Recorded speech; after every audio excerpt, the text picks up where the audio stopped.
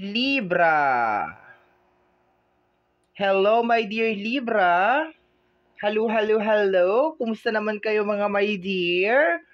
Kumusta ang ating mga buhay-buhay out there?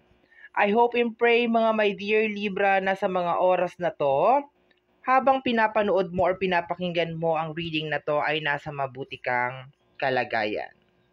Ang gagawin natin ngayon mga my dear is reading mo para sa yung March 23 hanggang March 31, 2025. And of course, mga my dear, this is a general reading. So, munting paalala lamang po mga my dear na ang gagawin natin ngayon ay general reading. So, hindi po ito 100% na magre-resonate para sa ating lahat. So, please mga my dear, lower your expectation pagdating po sa mga general reading. Kukunin ko na rin po itong pagkakataon na to mga my dear na magpasalamat sa inyo sa walang sawang suporta, pagmamahal, unconditional love and support na pinapakita po ninyo sa akin at sa ating channel. From the bottom of my heart mga my dear, maraming salamat po. Teka lang. May sumasabit eh. Okay. So mga my dear, let's go tayo. 8 cards in total ang i-harvest natin sa set ng cards na ito. Bawat latag ng card, diretso tayo basa. Okay? Let's go my dear Libra. Tingnan natin anong mga excited kaganapan sa yung March 23 to 31. We have here the Chariot card. Okay? Chariot. Ayan siya. Okay, bakit parang blurry yata yung energy? Ay, yung registered? Okay. So, ang energy na lumalabas, my dear, sa card na to is una, pagbabalanse. Balance your... This is energy ni Cancer eh. Water. So, posibleng balance your emotion. Kung meron ka man mga gustong gawin, my dear Libra, sa mga araw na to, you need to think, kailangan mong pag-isipan my dear Libra, kung ano yung magiging benefits sa'yo nun. Ang energy din my dear ng Chariot is pagiging warrior.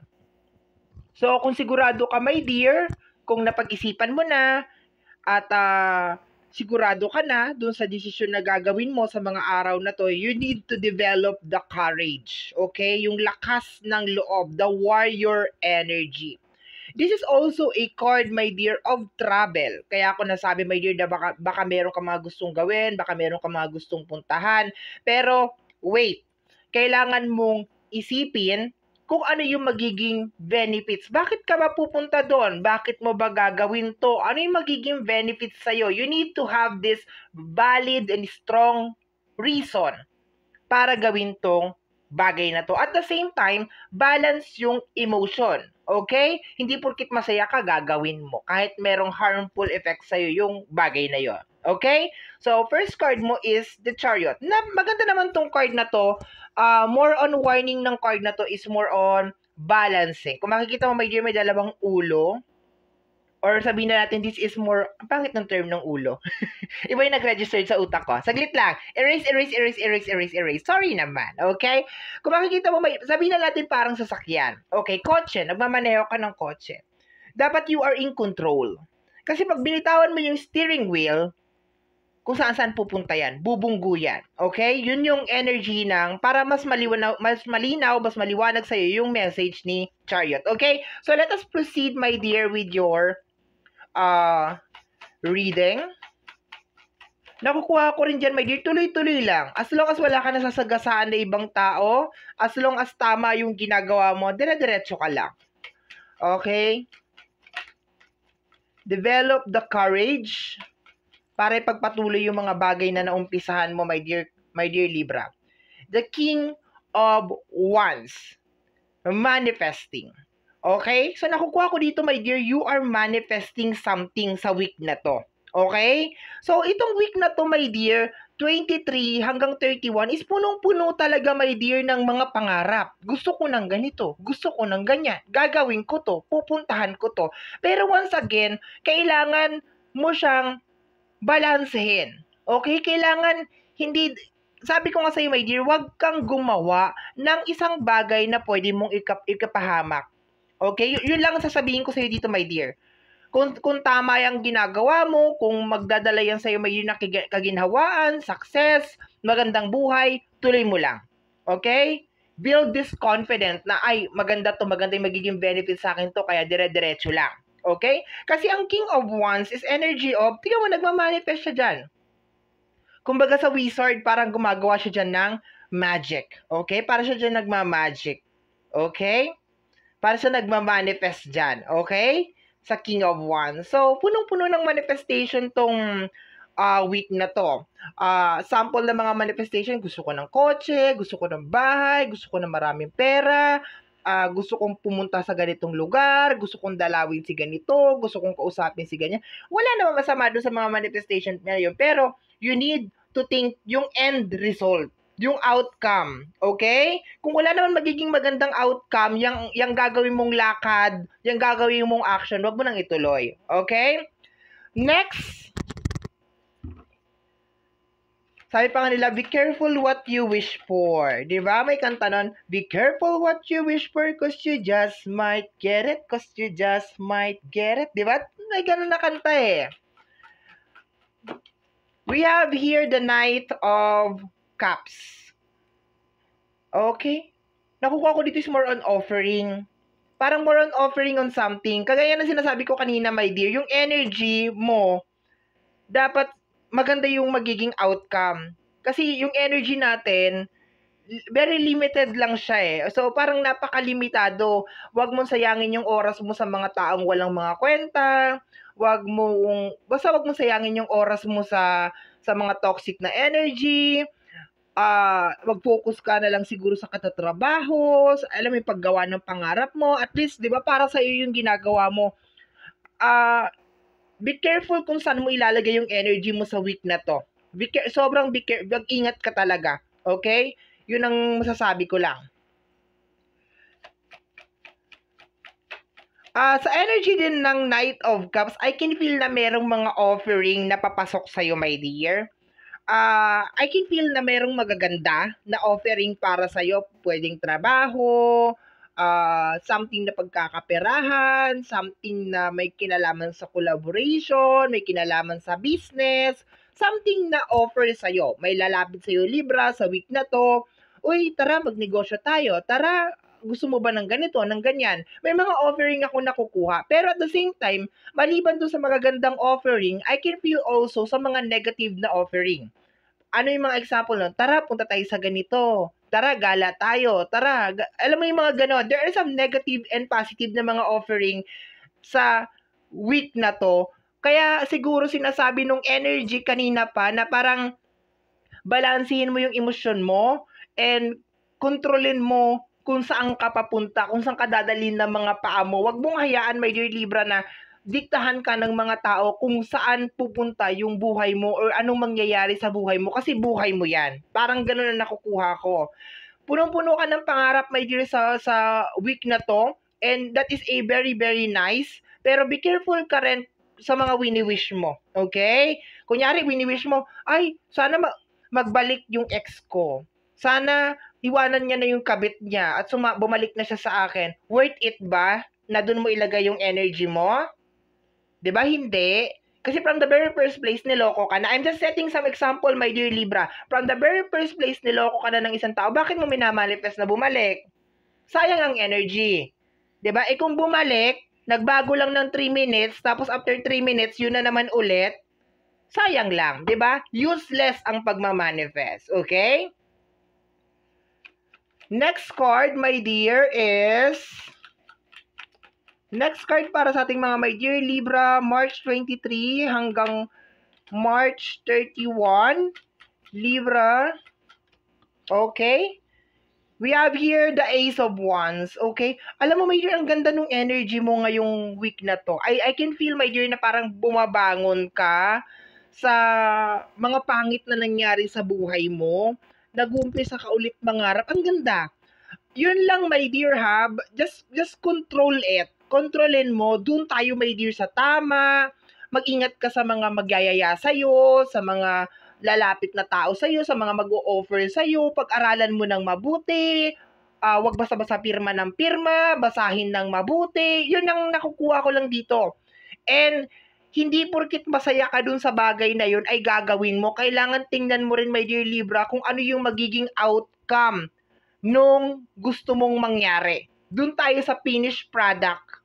Huwag ka lang dun, ay masaya ako, gagawin ko to. Tapos, nga at the end, okay? Pero ang ganda, kasi bakit? You have here the King of Wands, energy ng manifestation, and the Ace of Wands. Ang Ace of Wands kasi, my dear, lalo na tong card na to, kung makikita mo, parang may phoenix dyan, and itong phoenix na to, ito yung ibon na nasunog, na naging abo, tapos nag-rise siya from ash, from abo. So, nakukuha ko talaga dito, my dear, na parang, this week is full of hope, full of spirit, full of, alam mo yun, parang, ang ganda nung energy mo, my dear. It's really hard to explain, pero punong-puno ka ng pangarap sa week na to. Ang ganda, kasi ang dami mong gustong mangyari. Ayan, very, very nice. Yun lang, I just tell you kung ano yung mga dapat mong iwasan sa week na to. Okay, let us proceed, kasi nararamdaman ko talaga meron ka mga dapat iwasan talaga, especially yung mga tao na mag-o-offer sa'yo. The Knight of Pentacles, okay? And the Chariot.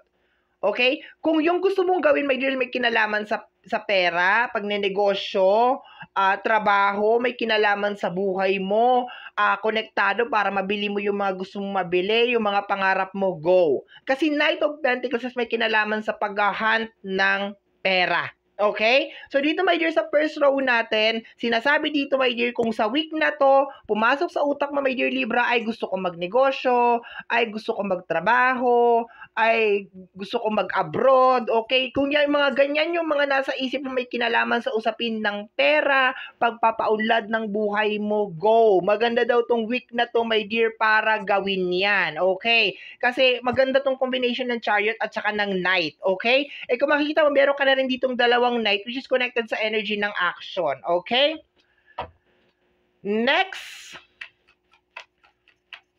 Next card para sa ating mga my dear Libra.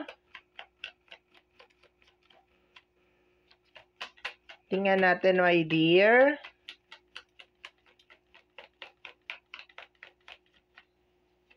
Okay? The Four of Wands, energy ng success. Okay? Kung ano ito minamanifest mo, my dear, sure success yan. Kasi bakit? Four of Wands. Pagiging stable mo, pagiging maayos ng buhay mo. Okay? Kaya nga paulit-ulit ko sinasabi kanina, umpisa pa lang ng reading, my dear. Dapat doon tayo titingin sa end result. Okay? Magninegosyo ako para makagawa ko ng bahay. Magnenegosyo ako para mapag-aral ko yung mga anak ko. Magnenegosyo ako para yumaman na ako. Magtatrabaho ako sa abroad. Alam mo, yung ganun, dapat meron kang goal. Para maski ano yung pumasok, my dear, kasi I can feel some distraction sa reading na to. I can feel, my dear. Maliban sa mga magagandang offering talaga na trabaho, negosyo, I can feel also na parang may mga devilish energy, my dear, na gustong sirain at gustong guluhin itong momentum mo, itong week na to. Okay? But so far, ang ganda ng energy. Okay? Ang ganda-ganda. Next, my dear, is Libra. Next card para sa ating mga my dear Libra is, yes, I told you, the Four of Cups. Dito ko naramdaman yon, the Knight of Cups. Okay, dito ko naramdaman yung energy, my dear, na parang mag-ingat ka kung kanino mo ilalagay yung energy mo, kung saan mo i-spend, kung kanino ka mag-oo, kanino ka sasama, kanino ka makikinig. Kasi tingnan mo, Four of Cups. Kung makikita mo, may mga tao, my dear, sa paligid mo na ayaw kang umasenso. Eh, matagal ko na sinasabi sa iyo to, my dear. Okay? Pag nakita nila, my dear, that you are happy, that you are in the mood, okay? Sisirain nila yon. Kasi bakit? If you are successful, my dear Libra, hindi ka na nila makukontrol. Ulitin ko, my dear Libra, if you are successful, hindi ka na nila makokontrol. And ayaw nila yon. Ayaw nila, my dear Libra, na hindi ka na nila makokontrol. Ang tanong, are you willing to be a puppet habang buhay? 'Di ba? Ang sagot ay hindi. Okay? Kaya ayaw ka nila maging successful. Ayaw nila yung ganitong energy mo, my dear Libra, na full of hope ka, ang taas ng energy mo, nangangarap ka ulit, bumabangon ka ulit sa isang kabiguan or kasawian ng buhay mo, nangangarap ka ulit na gusto mo maayos kung ano yung mga dapat maayos sa buhay mo. Ayaw nila yan. Gusto nila, Four of Cups, you are stuck. You are stuck. Gusto nila, alam mo, my dear, ang pinaka-point ng Four of Cups is gusto nila sa kanila ka lang nakafocus. Yung buhay mo sa kanila lang nakafocus. It really doesn't matter kung ano nangyayari sa buhay nila. Basta gusto nila, sa'yo, doon ka lang nakafocus. And at the same time, puppet energy, controlling. Gusto nila, makontrol ka nila. Pag sinabi nila, Libra, tahol, Libra, upo. O, diba? Susunod naman si Libra, upo, tahol. Okay? Huwag kang ano dyan sa mga energy na ganyan. Okay? Next, last card natin, mga my dear Libra. But so far, congratulations, my dear. Congratulations. The Eight of Pentacles, ito ay very more on ano to, my dear? Working, building something. And ang partner niya is the Ace of Wands. Tumatayo yung balahibo ko, my dear. May gagawin ka dito, my dear, that will change your life forever. Okay? Something na dapat matagal mo nang ginawa, pero posibleng nababalot ka ng kadiliman kaya hindi mo nakikita. And this week, my dear, 23 to 31, okay, may konting pa sobra, my dear, ito yung time na bubuo ka ng something. And itong something na to will change your life forever. Pero yun lang, control your emotion, tingnan mo kung ano yung magiging outcome, pagplanuhan ng mabuti, mag-ingat sa mga tao na gusto kang i-distract dito sa gusto mong mangyari. But so far, this is a sure success, my dear, kung tama lang yung hakbang ng mga paa mo. Congratulations. Okay? Bottom deck of the card is the Two of Pentacles. Okay, you are multitasking sa week na to. Posibleng may mga bagay na mag-isa mo lang ginagawa, but it's okay. Nakukuha ko rin dito, my dear, that you are trying to balance or trying to fix, my dear, yung usapin ng pinansyal sa buhay mo. Okay? And the Ace of Cups, emotional freedom. Congratulations, my dear. Napakaganda nito kung may tutuloy-tuloy mo lang, my dear Libra, because ito na talaga yung magpapabago ng buhay mo for good. Pero of course, kagaya nga ng sinasabi ng card natin, hindi siya yung typical na maglalakad ka lang sa kalsada, makakapulot ka ng bag na punong-puno ng pera, na kayang sumulusyon sa lahat ng problema mo. Itong reading mo, my dear, is may kasamang effort. Ibig sabihin, you need to do this at hindi ka magpa-distract sa mga energy na gusto kang i-distract. Okay? So, my dear Libra, yan ang reading mo para sa yung March 23 hanggang 31, 2025. Somehow, my dear, kung nagustuhan mo to, especially kung napadaan ka lang, don't forget to subscribe. Paki-click, my dear, ang notification bell para ma-update ka sa aking mga upload. And free to like, free to share, free to comment po sa lahat ng ating mga videos. Once again, my name is RJ, also known as Apo J. Maraming salamat po. And until next time, bye-bye. Thank you, my dear.